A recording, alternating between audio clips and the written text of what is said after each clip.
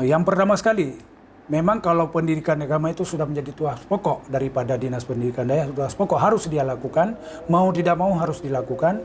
Cuma di samping itu saya sangat diperlukan seperti apa yang tema pada hari ini untuk mengembangkan perekonomian daerah ini. Mungkin saya seperti bilang tadi memang harus didukung dengan sarana dan prasarana. Mungkin dari masyarakat kami sangat berharap bantuan daripada industri dalam hal ini untuk kita kerjasama untuk mengembangkan daerah ini. Karena bagaimanapun apa yang kita lakukan pada saat ini kalau tidak ada dukungan daripada masyarakat, mungkin tidak mungkin kita lakukan ini.